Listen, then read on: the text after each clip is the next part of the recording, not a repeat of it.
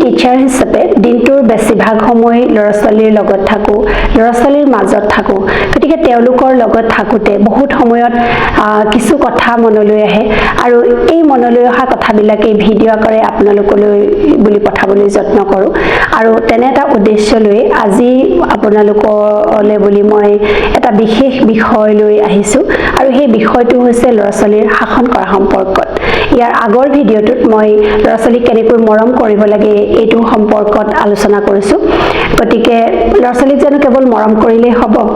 অতিমাত্ৰা মৰমত ল'ৰা ছোৱালী বেয়া হয়। গতিকে মৰমৰ লগতে শাসনো লাগিব, কিন্তু শাসন আমি কেনেকৈ কৰিম? এতিয়া শাসন বুলি ক'লে আমি কি বুজো বাৰু?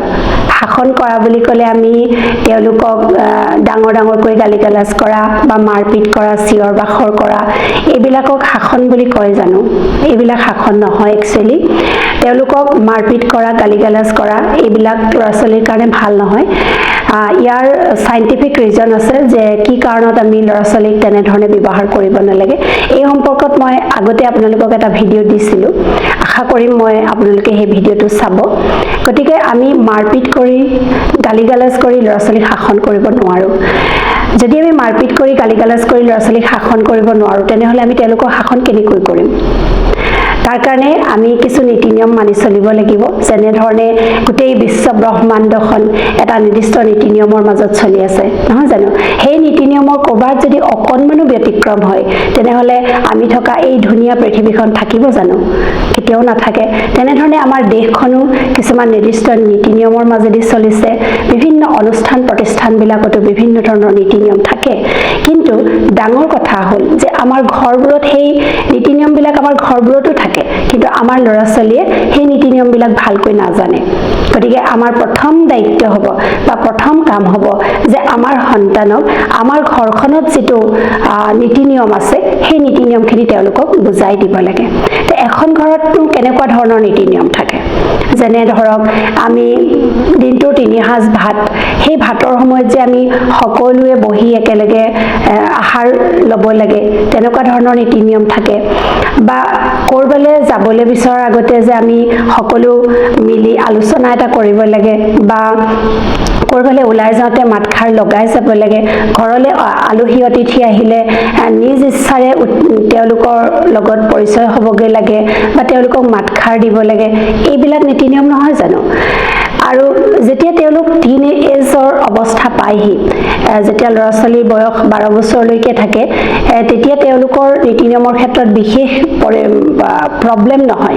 কিন্তু যেতিয়া ল'ৰা ছোৱালীৰ টিন এজ বয়স পায়, তেতিয়া কিন্তু কিছু ক্ষেত্ৰত আৰু প্ৰব্লেম আহে। যেনেধৰণে তেওঁলোকে বাহিৰত লগৰ ল'ৰা ছোৱালীৰ লগত ফুৰিবলৈ ইচ্ছা কৰে বা মোবাইলৰ সমস্যা এটা ডাঙৰ সমস্যা হিচাপে দেখা দিয়ে। কিন্তু বৰ্তমান সময়ত মোবাইলটো কেৱল টিন এজ বয়সৰ ল'ৰা ছোৱালীয়ে যে লয় সেইটো নহয়। সেই সৰু কেঁচুৱাৰ পৰা আৰম্ভ কৰি ডাঙৰলৈকে সকলোৱে মোবাইলৰ প্ৰতি আসক্ত। গতিকে ঘৰখনত মোবাইল যদি আপোনাৰ সন্তানে লৈছে, সেই মোবাইলৰ কাৰণে এটা নিৰ্দিষ্ট টাইম ফিক্স থাকিব লাগে যে মোবাইলটো তেওঁলোকে কিমান সময় ল'ব, আৰু যদি তাতকৈ ব্যতিক্ৰম হয় তাৰ কাৰণে তাৰ এটা পানিছমেণ্ট থাকিব। সেই পানিছমেণ্ট কি হ'ব? আপুনি প্ৰথমতে নিয়মখিনি বনাই দিব লাগিব, আৰু নিয়ম বনোৱাৰ লগে লগে আপুনি আপোনাৰ সন্তানক এই কথাষাৰ বুজাই দিব লাগিব যে এই নিৰ্দিষ্ট নিয়মখিনি তোমালোকে ফ'ল' কৰিবই লাগিব। কিন্তু এই নিৰ্দিষ্ট নিয়মখিনি যদি ফ'ল' নকৰা, তাৰ পাছত কিন্তু তোমালোকে শাস্তিৰ মুখামুখি হ'ব লাগিব। কিন্তু শাস্তিটো কেনেকৈ দিব? ধৰি লওক যে আপোনাৰ সন্তানক আপুনি কৈ থৈছে যে গধূলি হোৱাৰ লগে লগে ঘৰত সোমাব লাগে, বা আপুনি এটা টাইম ফিক্স কৰি দিছে যে গধূলি বা আবেলি 6টা বজাৰ লগে লগে ঘৰত সোমাবহি লাগে।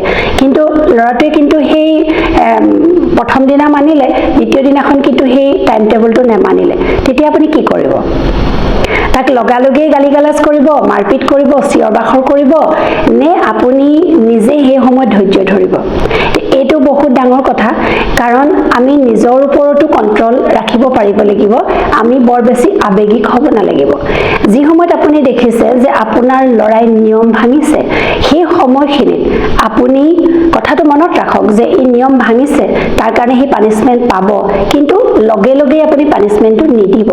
যদি আপুনি কোৱাৰ ধৰণে আপোনাৰ ল'ৰাটো টিনেজ বয়সৰ ল'ৰাটো লগৰ ল'ৰাৰ লগত বাহিৰত ফুৰিবলৈ গৈছিলে, আপুনি সময় দিছিলে 6টা বজাত বজাত কিন্তু সি আহি পালে 8টা বজাত কিন্তু সেই সময়খিনিত আপুনি মনে মনে থাকিব কিন্তু কথাটো মনত ৰাখি থব নেক্সট ডে আপুনি যেতিয়া জলপান খাই ললে চাহ খাই ললে তাৰ পাছত আপুনি তেওঁৰ লগত আলোচনাত বহিব আৰু তেওঁক বুজাই দিব যে তুমি যে আজি এইটো ভুল কৰিলা এই ভুলৰ কাৰণে কিন্তু তোমাৰ এইটো পানিশমেন্ট যে তুমি এসপ্তাহৰ কাৰণে ঘৰৰ পৰা কতো ওলাই যাব নোৱাৰিবা এনে ধৰণে কিছুমান কাৰা নীতি নিয়ম বনাই দিব লাগে আপুনি প্ৰথমে যেতিয়া নিয়মখিনি বনাব সেই নিয়মখিনি প্ৰথমতেই কিন্তু দায়িত্ব হ'ব যে আপোনাৰ সন্তানক ভাল ধৰণে বুজাই দিয়া আৰু বুজাই দিয়াৰ লগে লগে মই আগতে কোৱাৰ দৰে আপুনি ক'ব লাগিব যে যদি সেইখিনি মানি নচলে তেনেহলে পানিশমেন্টৰ ব্যৱস্থা আছে তো আপুনি যেতিয়া কৈছে যে পানিশমেন্টৰ ব্যৱস্থা আছে সেই পানিশমেন্টটো কিন্তু আপুনি তাক ৰেহাই দি নাথাকিব যে যদি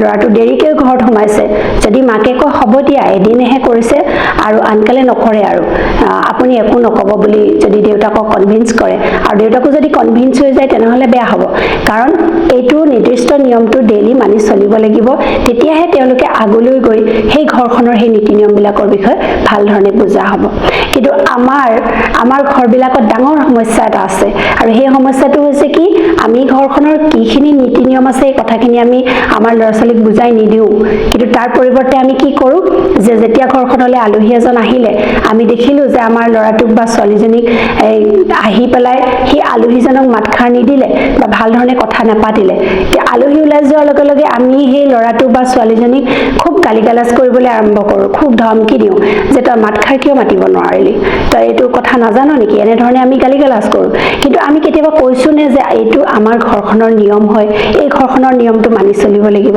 তেনেধৰণৰ বহুত সময়ত ল'ৰা-ছোৱালীখিনিয়ে ঘৰৰ নীতি নিয়মবিলাকৰ বিষয়ে একোৱেই নাজানে কিন্তু আমি নিজে নিজে ভাবিলেও যে তেওঁলোকে সেইবিলাক জানে আৰু তেওঁলোকেহে আমাক কথাখিনি শুনিব নোখোজে বা আমাৰ অবাধ্য একচুৱেলি ল'ৰা-ছোৱালীবিলাক বেয়া নহয় আমি যেনে ধৰণে কৰ দিম তেওঁলোক তেনেধৰণেই কৰ লয় আৰু তেওঁলোকে এই গোটেই পৰিৱেশটো খুব অবজাৰ্ভ কৰে যেতিয়া সৰুৰ পৰাই দুবছৰীয়া সন্তানটোৱে হওক 3 বছৰীয়া সন্তানটোৱে হওক আপুনি ভাবিব যে ই একো বুজি নাপায় কিন্তু সেইটো নহয় সেইকাৰণে ল'ৰা-ছোৱালীক আমি মাৰপিট কৰিব নালাগে বা গালিগালাজ কৰিব নালাগে কিয়নো তেওঁলোকৰ সেইটো যিটো আত্মসন্মান বুলি কথা এটা আছে সেই অকণমানি ল'ৰাটোৰ পৰা যেনেকৈ আমি ডাঙৰ এজনক কথা কওঁতে যেনেকৈ চিন্তা কৰোঁ যে এই কথাষাৰ ক'লে এই মানুহজনে বেয়া পাব নেকি তেওঁক আমি কথাষাৰ এনেকৈ নকৈ এনেকৈ কওঁ নেকি সেই কথাটো আমি চিন্তা নকৰোঁ জানো তেনেধৰণে আমি সৰু ল'ৰা-ছোৱালীৰ ক্ষেত্ৰতো চিন্তা কৰিব লাগে মই আজি বহুত দিন ধৰি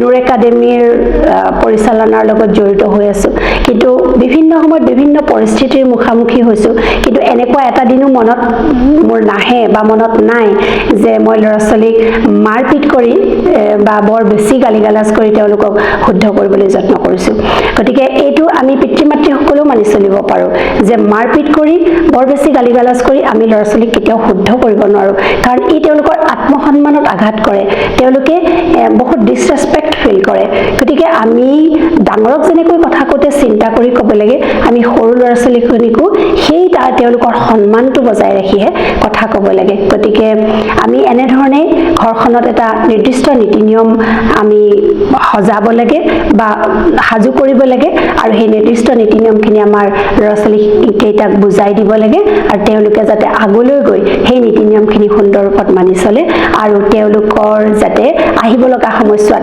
তেওঁলোকৰ লাইফত কোনো সমস্যাৰ সৃষ্টি নহয় গতিকে যদি আপোনালোকে এনেধৰণে কৰে ল'ৰা-ছোৱালীয়ে কেতিয়াও আপোনালোকৰ অবাধ্য নহ'ব থেংক ইউ